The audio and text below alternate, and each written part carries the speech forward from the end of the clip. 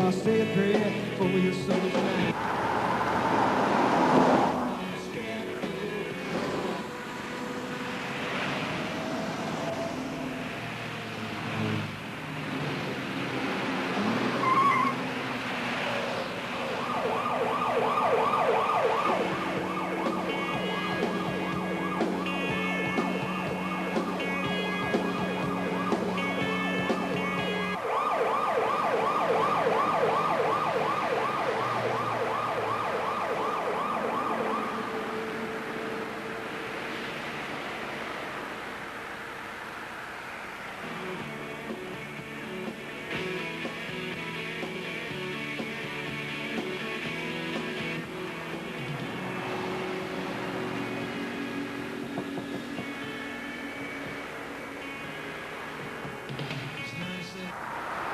Buenos días. Acabo de verificar que iba a 160 kilómetros por hora. Eso es todo. Yo puedo ir a 200 sin problema. ¿Tiene su licencia, por favor?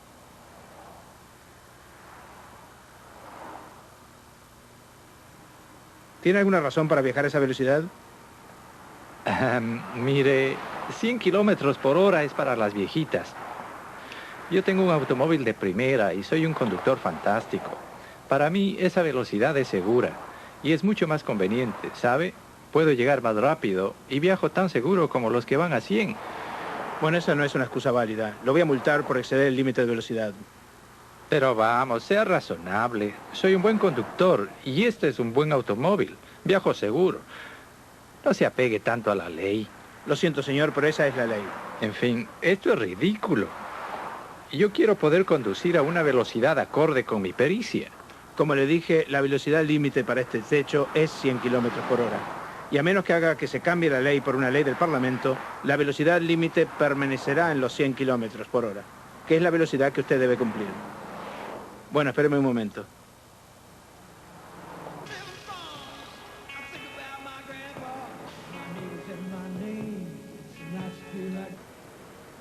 El único poder autorizado para cambiar la ley es el poder que hizo la ley. Esto es tan cierto de la ley de Dios como las leyes de tráfico. Hemos notado cómo el cuerno pequeño trató de cambiar la ley de Dios. Hoy debemos preguntar, ¿autorizó Dios al cuerno pequeño para cambiar su ley? Si lo hizo, entonces la enmienda ha sido legalmente aprobada por la autoridad apropiada y ahora es una ley adecuadamente constituida.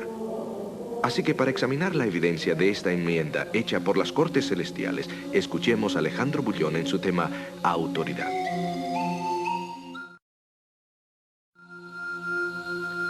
Hola amigos, ¿cómo están? Nuevamente quiero agradecerles por estar aquí para continuar con este programa de Daniel.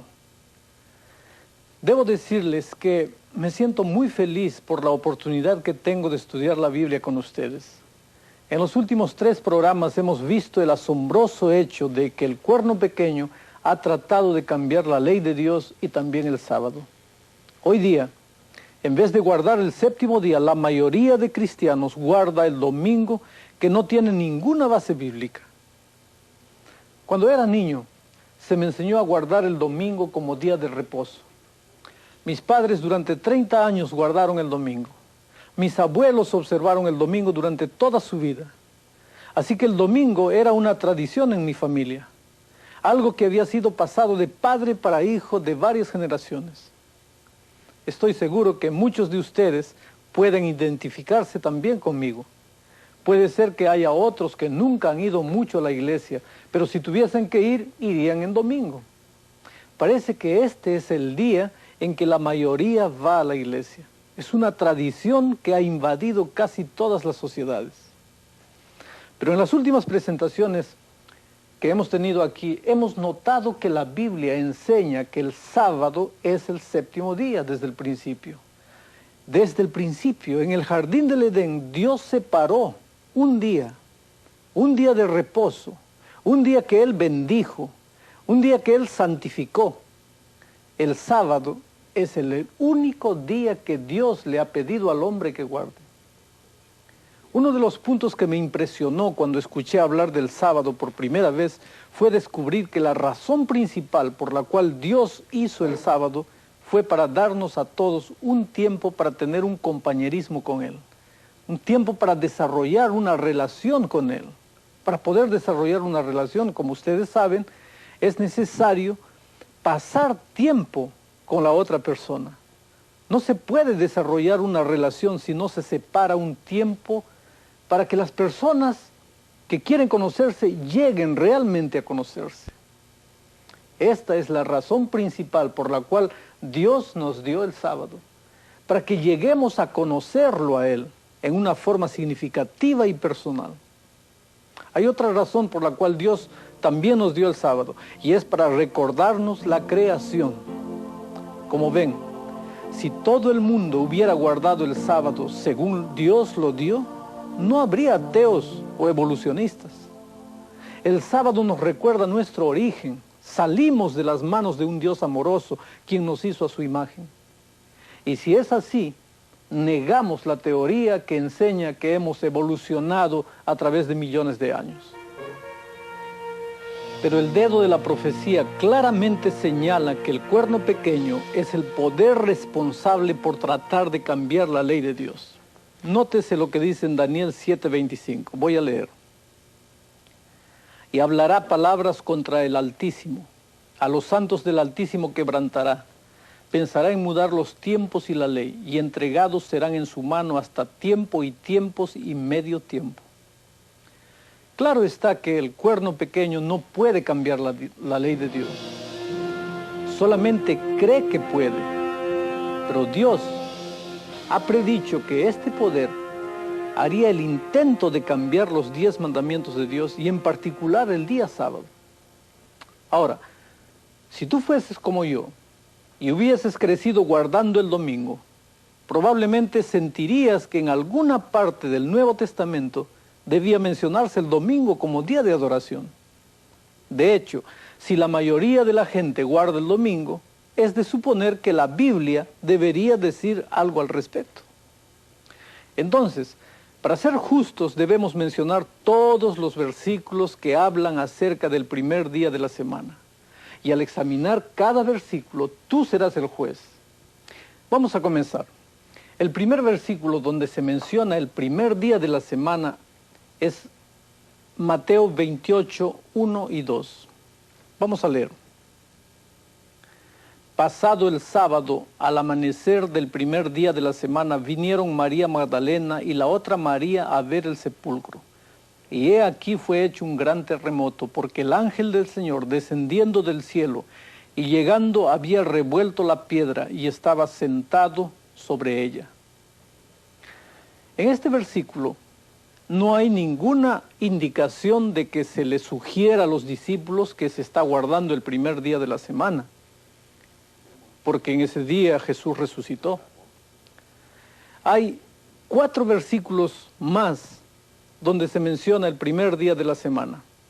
Yo los voy a leer para que después analicemos si realmente se da a entender que debemos honrar ese día porque Jesús resucitó en aquel día. Miremos primero el versículo de Marcos. Y como pasó el sábado, María Magdalena y María, madre de Jacob, y Salomé compraron drogas aromáticas para venir a ungirle. Y muy de mañana, el primer día de la semana, vinieron al sepulcro ya salido el sol. El otro versículo está aquí. Mas como Jesús resucitó por la mañana, el primer día de la semana, apareció primeramente a María Magdalena, de la cual había echado 7 demonios. El tercer versículo está aquí. Y vueltas aparejaron drogas aromáticas, ungüentos, y reposaron el sábado conforme al mandamiento. Y el primer día de la semana, muy de mañana, vinieron al sepulcro trayendo las drogas aromáticas que habían aparejado y algunas otras mujeres con ellas. Y el cuarto versículo está aquí. Y el primer día de la semana, María Magdalena vino de mañana siendo aún oscuro al sepulcro y vio la piedra quitada del sepulcro.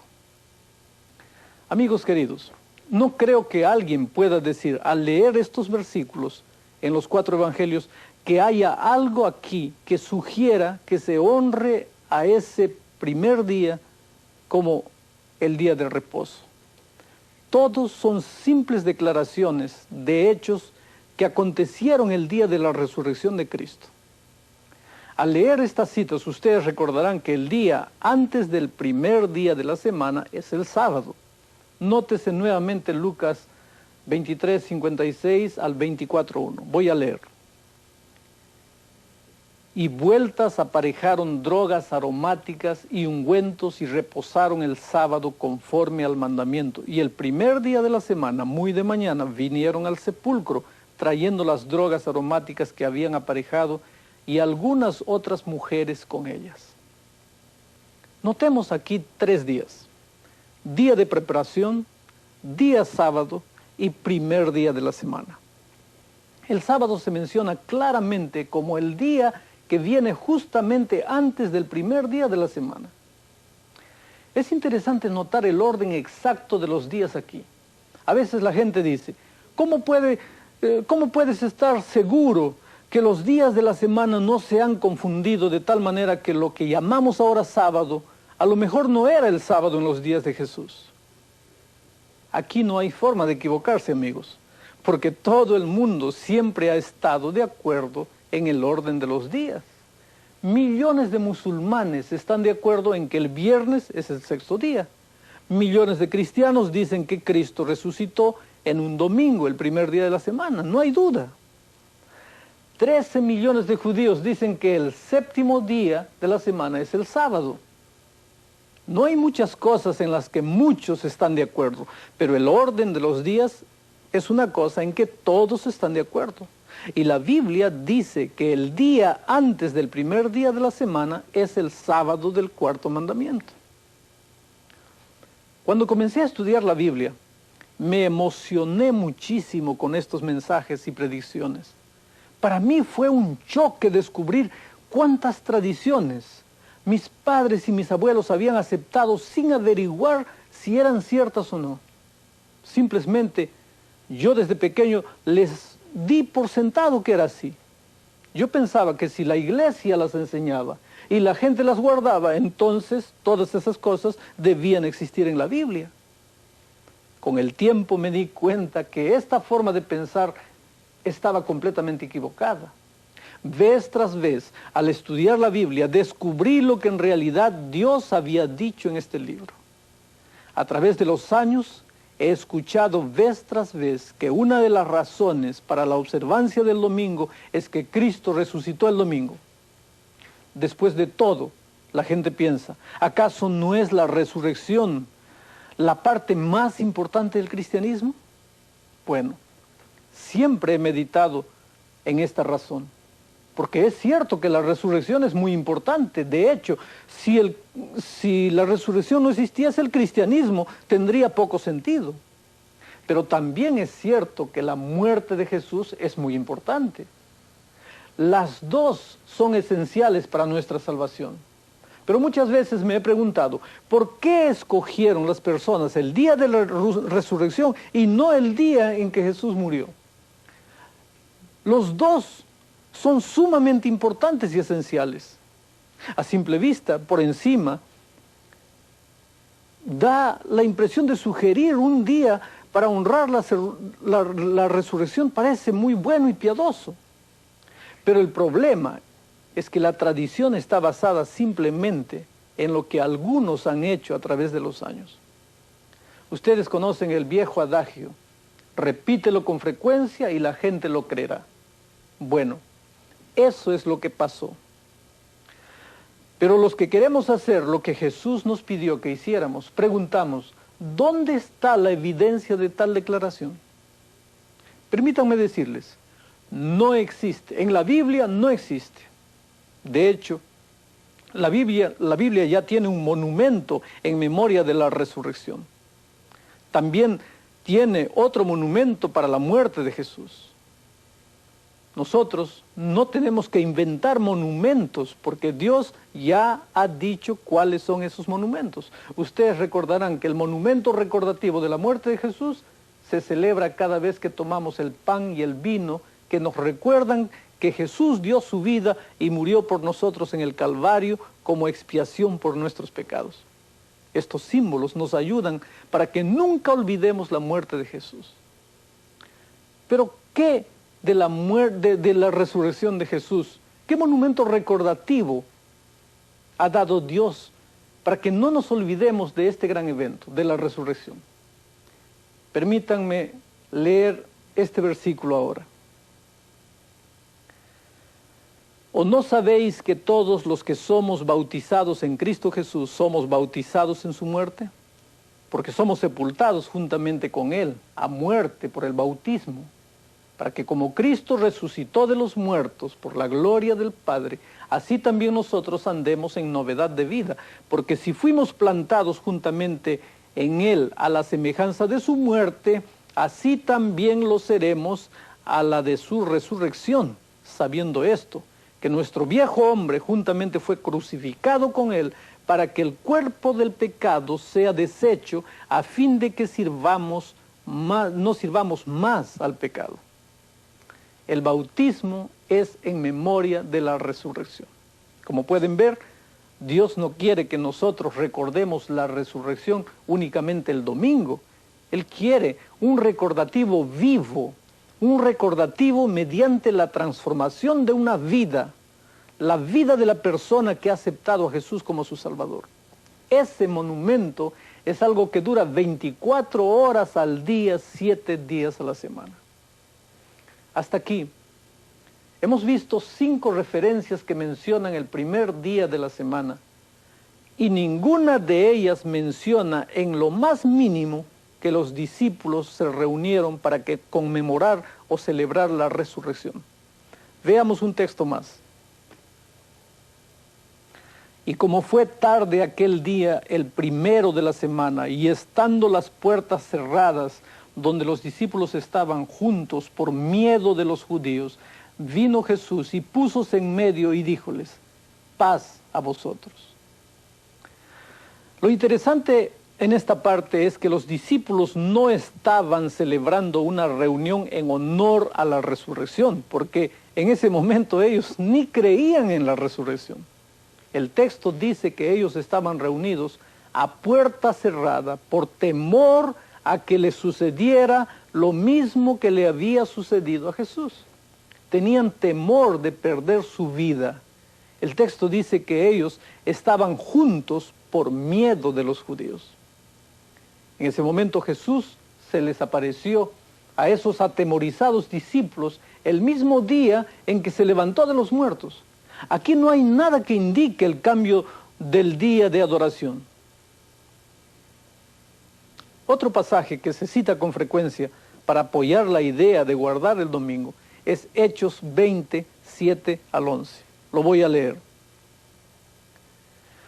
Y el primer día de la semana, juntos los discípulos, a partir del pan, Pablo les enseñaba, habiendo de partir al día siguiente, y alargó el discurso hasta la medianoche.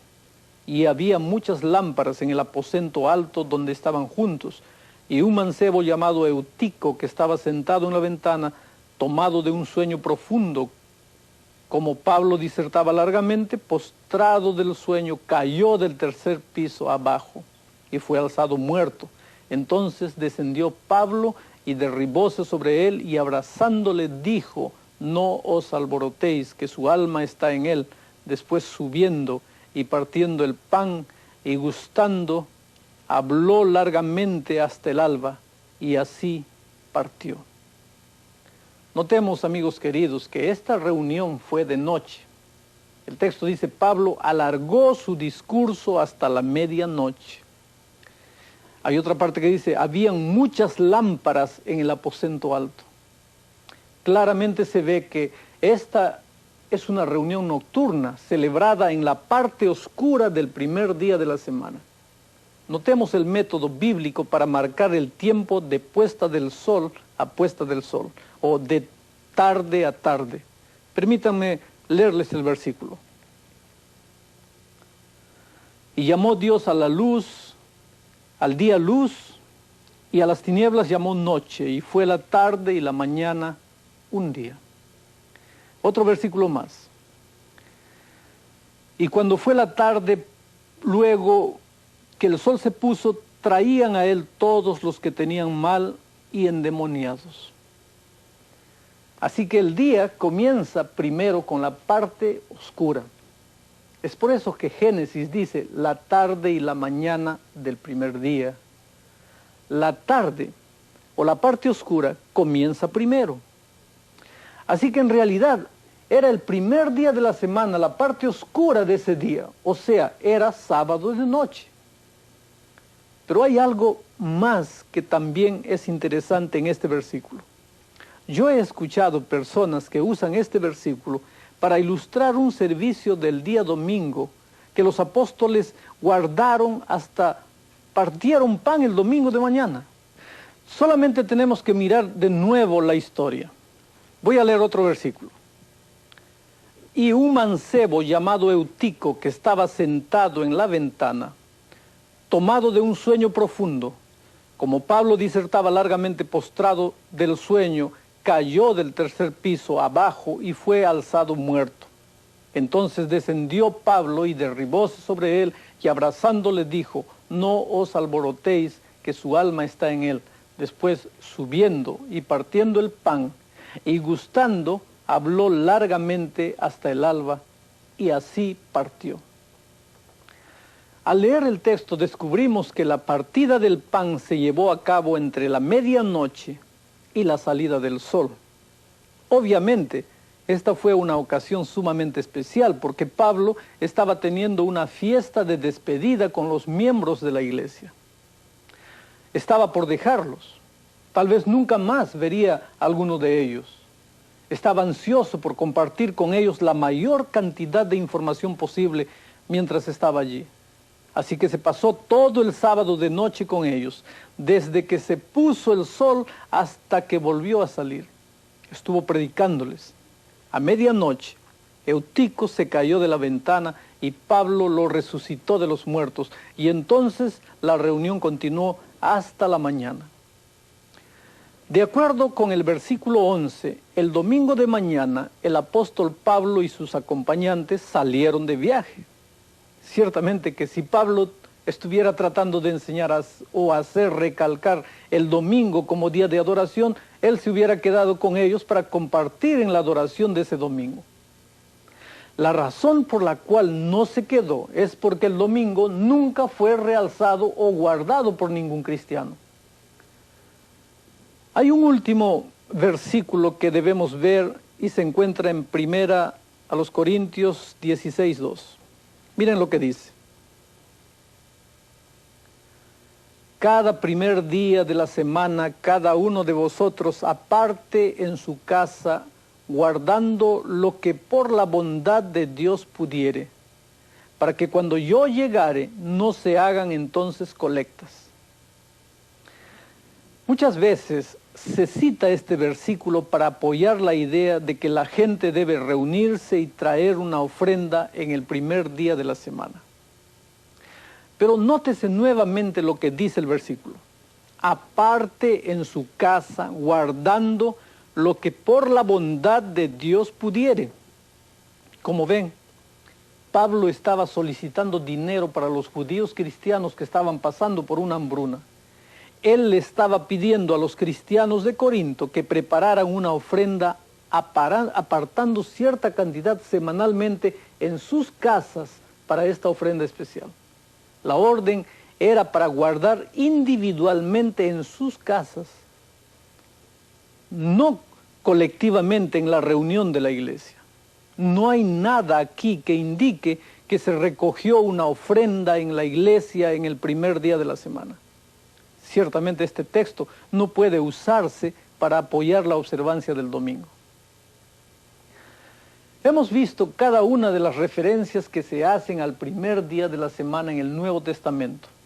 Como pueden ver, ni uno solo de estos versículos señala el domingo como día de adoración o nos indica que algún cristiano del Nuevo Testamento haya guardado el domingo como día sagrado. Tal vez en este momento tú te estés preguntando, ¿no dice el Nuevo Testamento que el sábado fue abolido en Colosenses 2, 16 y 17? Entonces vamos a leer este texto. rayendo la cédula de los ritos que nos era contraria, que era contra nosotros, quitándola de en medio y clavándola en la cruz, y despojando los principados y potestades, sacólos a la vergüenza en público, triunfando de ellos en sí mismo. Por tanto, nadie os juzgue en comida o en bebida, o en parte de día de fiesta o de luna nueva o de sábados, lo cual es la sombra de lo porvenir, mas el cuerpo es de Cristo. Amigos queridos, la expresión del versículo 16, nadie os juzgue en comida o en bebida o en parte de día de fiesta o de luna nueva o de sábados, es una expresión que se usa en toda la Biblia para indicar los rituales judíos que se realizaban en distintas formas en varios días del año, incluyendo el día sábado a veces. El contexto claramente indica que Pablo está hablando aquí de cómo ahora ya no tiene valor todo el ritual judaico, siendo que ya Cristo vino. Como ven, a través de los años, el séptimo día sábado que vino desde la creación estuvo rodeado por muchas ceremonias y sacrificios judaicos. Por ejemplo, los sacrificios que se hacían en sábado. Pablo únicamente se refiere al sábado en conexión con esto y dice simplemente que el ceremonial judío ahora queda abolido y clavado en la cruz. Ahora, si hay alguna duda de que esto era lo que Pablo tenía en mente, notes el versículo 17. Lo voy a leer nuevamente. Lo cual es la sombra de lo porvenir, mas el cuerpo es de Cristo.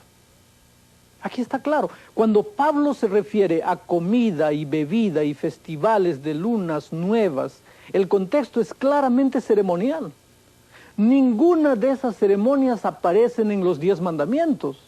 El contexto hace claro que el ceremonial judío es lo que fue abolido, lo cual es sombra de lo porvenir. Esto no podía incluir el séptimo día sábado, el monumento recordativo de la creación, porque eso fue instituido por Dios en el jardín del Edén antes de que fuera necesaria la muerte de Cristo. Fue dado a la humanidad antes que Adán y Eva pecaran. Así que no señala hacia la muerte de Cristo, señala a la creación como un monumento recordativo de ella. Sin embargo, todas las ofrendas de sacrificios que fueron instituidas después que el hombre pecó señalaban hacia la muerte de Cristo. Esto fue lo que quedó abolido cuando Cristo murió en la cruz. Aquí en Colosenses, Pablo está diciendo que las ordenanzas escritas a mano, que eran contra nosotros, ahora quedan abolidas. Esto no podía referirse a los 10 mandamientos o al séptimo día sábado, porque ellos no están contra nosotros. A medida de ilustración, escuchen lo siguiente. Si todas las personas de una ciudad guardaran los 10 mandamientos, esto no sería contra nosotros, sería a favor de nosotros. Imagínense cuán seguro estarías tú y tu propiedad. Es más, el precio de los bienes raíces subirían drásticamente porque todos querrían vivir en esa ciudad. Pero si cada vez que cometiésemos un pecado, tuviésemos que matar un corderito, nos resultaría muy difícil. Yo creo que la mayoría de nosotros diría que ese hecho de conseguir un corderito y matarlo, eso sí es contra nosotros. Y es contrario a nuestra naturaleza. Como ven, los cristianos de Colosas estaban preocupados por los judíos legalistas que insistían que no se estaba guardando realmente el sábado a menos que se cumpliese con el sistema judío de sacrificios.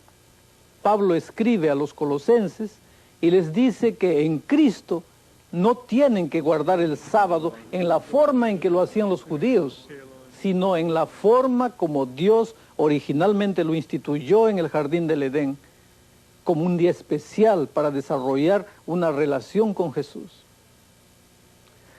Hay otro versículo que a veces es mal interpretado. Lo voy a leer.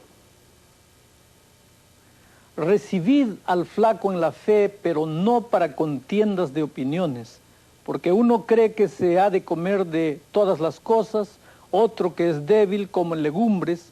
El que come no menosprecie al que no come, y el que no come no juzgue al que come, porque Dios le ha levantado. ¿Tú quién eres que juzgas al siervo ajeno?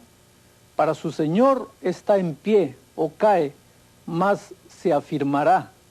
Que poderoso es el Señor para afirmarle. Uno hace diferencia entre día y día, otro juzga iguales todos los días. Cada uno esté asegurado en su ánimo. El que hace caso del día, hácelo para el Señor. Y el que no hace caso del día, no lo hace para el Señor. El que come, come para el Señor, porque da gracias a Dios. Y el que no come, no come para el Señor, y da gracias a Dios.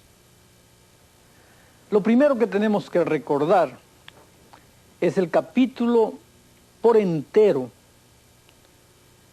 El capítulo por entero, el asunto no es el sábado. Ni siquiera se menciona el sábado. En todo el capítulo no se menciona el sábado ni una sola vez. El contexto de este pasaje indica que muchos cristianos estaban preocupados de no comer en ciertos días y otros afirmaban que ese no era problema. Pablo dice clara y sencillamente que no hay diferencia, que no importaba qué día escogieran como día de ayuno. El contexto, cuando leemos la Biblia, muestra claramente que el punto central de este pasaje son los días de ayuno en contraposición con los días de no ayuno. Por lo tanto, el texto no dice nada acerca del sábado. Este asunto nuevamente en Romanos es muy similar al de Colosenses, cuando dice aquí, aquel que es débil en la fe. ¿A qué fe se refiere? Obviamente es la fe del Evangelio de Jesucristo, que enseña que recibimos perdón de todos nuestros pecados y la aceptación de Dios sin las obras de la ley. Algunos de los conversos de la religión judía por largo tiempo habían practicado el ritual de la ley ceremonial y pareciera que no tenían suficiente fe como para concebir la verdad de que somos salvos únicamente por gracia, sin ninguna clase de buenas obras de nuestra parte. Otros que eran más fuertes en la fe, o que eran gentiles y que no habían estado siguiendo las ceremonias judías, sentían la tendencia de juzgar y criticar a aquellos cuya fe era débil y querían con algunas de las ceremonias de carnes, etcétera, bebida, días de fiesta. Pablo entonces aconsejó en contra de esta actitud de crítica, pero enfatizó nuevamente el tema del sábado. No estaba mencionado en este texto y ni siquiera es aludido en este pasaje. Pablo nunca tuvo en mente que fuera quitado. El pasaje simplemente se refiere a días de ayuno, tal como se bosqueja en el ceremonialismo judío. Sin duda, muchos de ustedes ya han escrito su testamento. Ustedes saben que mientras estén vivos, pueden cambiarlo cuantas veces quieran, pero una vez muertos, nadie puede añadir o quitar a su testamento. Pablo usó esta ilustración. Notemos el texto que voy a leer ahora. Hermanos, hablo como hombre. Aunque un pacto sea de hombre con todos siendo confirmado, nadie lo cancela o le añade nada. Supongamos que yo soy pariente tuyo. Tú haces tu testamento y un día mueres. A mí no me gusta lo que tú me dejaste en tu testamento, así que muevo algunos puntos del testamento a mi favor. Así que con mi computadora agrego un poquito aquí, un poquito allá. Esto sería claramente un fraude y yo sería un criminal al hacer tal cosa. Pero cuando tú mueres, nadie puede añadir o quitar a tu testamento. ¿Por qué menciono esto? Simplemente porque en el nuevo pacto nada puede ser añadido al nuevo pacto o al Nuevo Testamento. Después de la muerte de Cristo, queda como está. Todo lo que hubiera de estar en este testamento tenía que haber sido escrito antes de que Jesús muriera. Recuerden que ustedes no pueden cambiar o alterar un testamento después de la muerte del individuo. Aquí hay un punto que muchos guardadores del domingo no han visto. ¿Cuándo dicen los observadores del domingo que se originó esta práctica de guardar el domingo? La primera mención es el domingo de resurrección. Nunca he escuchado de un comienzo más temprano. El domingo de resurrección es la primera vez. Bueno, si este es el origen de la observancia del domingo, tiene 3 días de retraso para ser parte del Nuevo Testamento o del nuevo pacto de Jesús. Tenía que haber sido incluido antes de la muerte de Jesús. Tú no puedes cambiar un testamento después de muerto el individuo. Esta es la razón por la cual Jesús instituyó la Santa Cena el jueves de noche antes de su muerte. Es parte del nuevo pacto, al igual que todo lo que Jesús vivió y enseñó. Pero amigos, la observancia del domingo tiene 3 días de retraso como para ser incluido en el nuevo pacto. Sin embargo, el sábado es parte del nuevo pacto. Fue sellado junto con todo lo demás por la sangre de Cristo.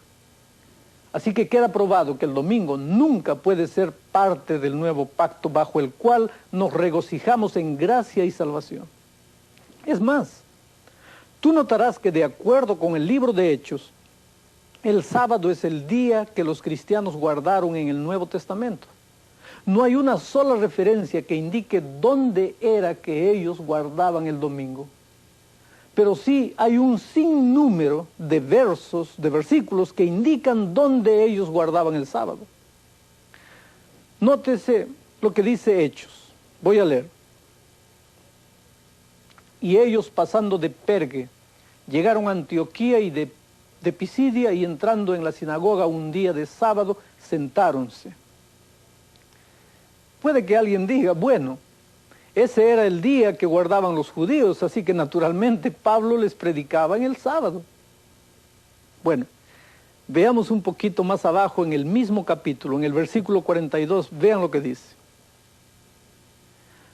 Y saliendo ellos de la sinagoga de los judíos, los gentiles les rogaron que el sábado siguiente les hablasen estas palabras. ¿Cómo pueden? Traten de imaginar. Aquí el apóstol está predicando a los gentiles en el día sábado. Ahora, si el sábado había sido abolido en la cruz, ¿no sería esta una ocasión ideal para enseñarle a los gentiles que el domingo ahora reemplazaba el sábado? ¿No sería? Pero nunca el apóstol Pablo hizo tal cosa, por la sencilla razón de que nunca fue cambiado o abolido el sábado. Obviamente los gentiles le pidieron a Pablo que les predicara el siguiente sábado porque notaron que el mismo Pablo era un guardador del sábado. Como gentiles no conocieron el sábado sino hasta que se hicieron cristianos.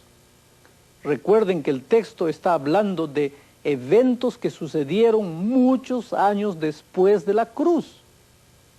Esto muestra claramente que el sábado todavía era reverenciado muchos años después de la resurrección de Cristo. Sigamos leyendo lo que dice el texto. Y despedida la congregación, muchos de los judíos y de los religiosos prosélitos siguieron a Pablo y a Bernabé, los cuales hablándoles les persuadían que permaneciesen en la gracia de Dios. Recuerden que este texto dice que la reunión fue pedida por los gentiles y casi toda la ciudad vino el sábado. Esto indica claramente que Pablo no solamente tuvo reuniones en sábado para convertir a los judíos, tuvo reuniones en sábado también para ganar a los gentiles. Leyendo nuevamente en el libro de Hechos, encontramos lo siguiente. Y un día sábado salimos de la puerta junto al río donde solía ser la oración, y sentándonos hablamos a las mujeres que se habían juntado. Aquí encontramos a Pablo y a Lucas en Filipo. No olvidemos que Lucas no era judío, Lucas era gentil. Para este hombre cristiano el sábado todavía era una institución existente. Es interesante seguir un poquito más y leer acerca de la visita de Pablo a Tesalónica. Vean lo que se dice. Y Pablo, como acostumbraba, entró a ellos y por 3 sábados debatió con ellos en las Escrituras, declarando y proponiendo que convenía que el Cristo padeciese y resucitase de los muertos, y que Jesús, el cual yo os anuncio, decía él, este era el Cristo. Y algunos de ellos creyeron y se juntaron con Pablo y Silas, y de los griegos religiosos grande multitud, y mujeres nobles no pocas. Amigos, aquí vemos que los griegos eran reunidos el sábado para ser evangelizados. Ahora vamos a Corinto, donde se levantó la iglesia. Aquí Pablo fue empleado en su oficio de hacer tiendas. Mi pregunta es, ¿qué día dejó de trabajar el apóstol? ¿El primer día o el sábado? Nótese lo que dice Hechos. Pasadas estas cosas, Pablo partió de Atenas y vino a Corinto, y hallando a un judío llamado Áquila, natural del Ponto, que hacía poco que había venido de Italia, y a Priscila, su mujer, porque Claudio había mandado que todos los judíos saliesen de Roma, se vino a ellos, y porque era de su oficio, posó con ellos, y trabajaba, porque el oficio de ellos era hacer tiendas, y razonaba en la sinagoga todos los sábados, y persuadía a judíos y a griegos. Me parece significativo que Lucas no le llamó al sábado el sábado de los judíos, o el sábado ha pasado de moda, o ha sido clavado en la cruz. Si ustedes se toman la molestia de leer los escritos de Lucas, notarán que siendo gentil, muchas veces señala cosas que eran exclusivamente judías. En Hechos habló de nación de los judíos, tierra de los judíos, gente de los judíos, sinagoga de los judíos, pero nunca dice el sábado de los judíos. El hecho de que él mencione tantas veces el sábado sin comentario en relación a los judíos debería ayudarnos a ver que aquellos que dicen que es judío están equivocados. También es interesante notar que, de acuerdo con Hechos 18:11, Pablo estuvo en Corinto durante 18 meses. En otras palabras, le enseñó a la gente de ese lugar durante 78 sábados. Es mucha cosa. Uno pensaría que si el sábado había sido abolido y si el domingo era el nuevo día de adoración, que durante su larga estadía de 1 año y medio, Pablo hubiera mencionado el cambio y hubiera introducido la observancia del domingo a los nuevos creyentes de Corinto. En vez de eso, encontramos absoluto silencio, simplemente porque no hubo ningún cambio. ¿Quieres más pruebas? En el libro de Hebreos dice lo siguiente: porque en cierto lugar dijo así del séptimo día, y reposó Dios de todas sus obras en el séptimo día. Aquí se nos dice que Dios descansó en el primer sábado de Génesis. Después añade en Hebreos 4:9 lo siguiente: por tanto queda un reposo para el pueblo de Dios. Es muy significativo que el escritor bíblico usa una palabra distinta para el descanso como reposo, aquí en Hebreos 4:9, y otra para el descanso del capítulo 3 y 4. La palabra es sabatismos, que quiere decir descanso de sábado, o descanso como el de sábado, o descanso sabático, como quieran. Al hablar del descanso que el cristiano encuentra en Cristo Jesús, no hay mejor ejemplo que el séptimo día sábado. El descanso al cual invita el sábado es una ilustración del descanso que encontramos en Jesús. Así, El sábado es un símbolo de la relación del cristiano con Jesús. Es por esto que no puedo entender por qué algún cristiano podría oponerse al sábado. Lejos de ser legalista, es la verdad que contiene mayor cantidad de gracia. Obviamente, el escritor de Hebreos no consideraba que el sábado era una carga o un requisito legalista. Se usa como una ilustración del descanso de salvación que encontramos en Jesús. El otro punto que debemos notar es que tanto el escritor bíblico como la gente de la iglesia estaban guardando el sábado. No pensaron en ningún otro día. Ciertamente la idea de debatir entre el sábado y el domingo ni se les pasó por la mente. Únicamente en este contexto podría llamárselo sabatismo o el descanso sabático que encontramos en Cristo. Cuando empecé a estudiar este asunto, encontré evidencias que me persuadieron a reafirmar mi fe en el sábado. Vi que si quería ser fiel a Dios, necesitaba seguir a Jesús al guardar el día que Él dijo haber santificado. Sin embargo, lo que realmente me ayudó a ver el asunto claramente fue el hecho de que el cuerno pequeño se jacta de haber hecho el cambio. ¿Recuerdan en Daniel 7, hablando del cuerno pequeño que pensaría cambiar los tiempos y la ley de Dios? Permítanle leerles su propio testimonio. Miren, la Biblia no contiene todas las enseñanzas de la religión cristiana, ni tampoco formula todos los deberes de sus miembros. Tomemos, por ejemplo, el asunto de la observancia del sábado. En ninguna parte de la Biblia se designa el domingo como el día del Señor.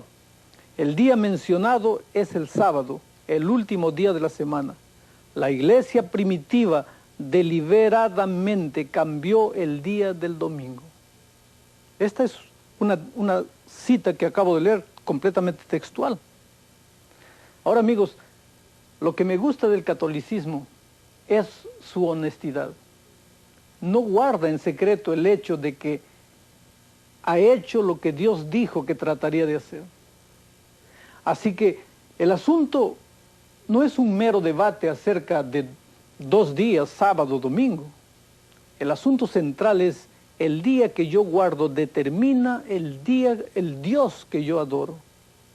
No por una pelea de un día con otro, no.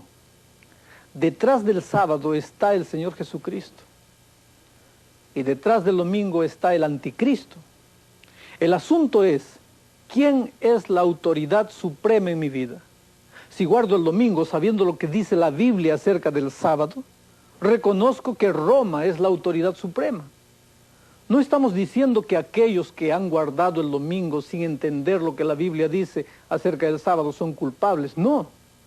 Pero el pecado, pues, dice la Biblia, voy a leer el texto. El pecado, pues, está en aquel que sabe hacer lo bueno y no lo hace. Bueno, vamos a hacer nuevamente un resumen de los puntos más importantes de esta lección. Para eso, quiero invitarles en este momento a dirigir su atención al video.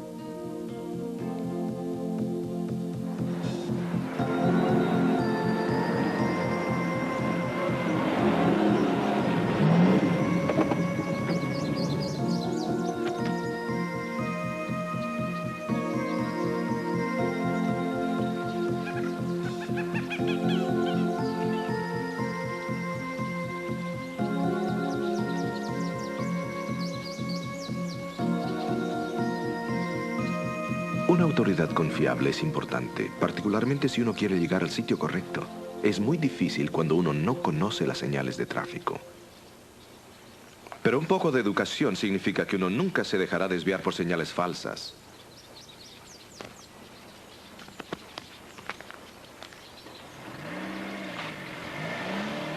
A diferencia de esto, la adoración en domingo luce correcta, a menos que uno conozca las señales.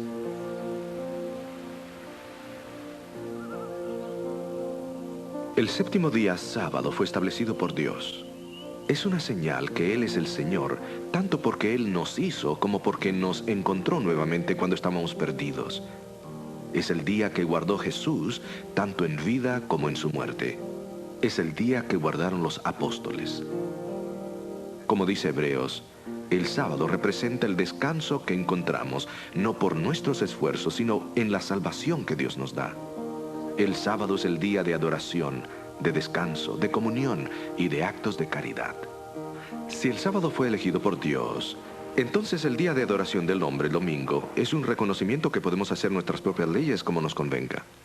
Aunque se menciona ocasionalmente el domingo en el Nuevo Testamento, podemos entender esto sin equivocarnos, pensando que se trata de las señales correctas. ¿Está usted muy ocupado en este mundo arrollador? ¿Nunca tiene la oportunidad de hacer las cosas realmente importantes porque las cosas urgentes que debía haber hecho ayer se interponen en su camino? ¿Cree usted que su familia y sus amigos se beneficiarían de su tiempo? Desearía decirle a Dios: deseo reconocer tu autoridad y deseo respetarla haciendo lo que tú me dices.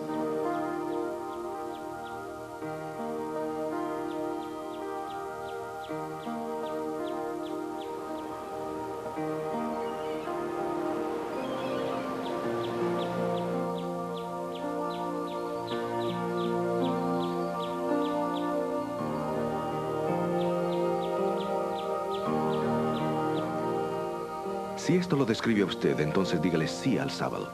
Dios le da un día a usted porque le ama. Usted lo guarda porque lo ama.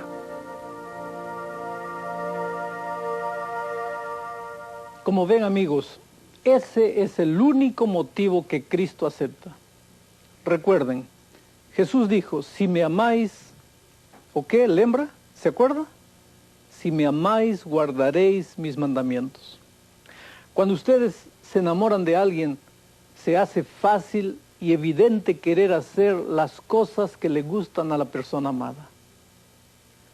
Es por eso que creo que todos nosotros queremos decirle al Señor Jesús que queremos obedecerle y tener una relación más estrecha con Él. En vista de lo que hemos estado estudiando hoy y en los últimos programas, tengo una pregunta con la cual me gustaría desafiarlos. ¿Desean ustedes guardar el séptimo día, sábado del Señor, porque lo aman y quieren desarrollar una relación más estrecha con Él? Yo sé que mi respuesta personal es sí. Y siento que también ustedes quieren decirle sí a Jesús. En este momento les gustaría tomar nuevamente su cuaderno o el papel que tienen en la mano y colocar allí su declaración de amor. Es importante que usted responda a la impresión del Espíritu Santo. A menos que lo hagamos, nuestros corazones se endurecerán y nos resultará mucho más difícil responder en el futuro. Así que quiero apelar a todos. Tomen papel y lápiz y escriban esto. Sí, yo quiero seguir a Jesús en todo lo que Él me pida que haga.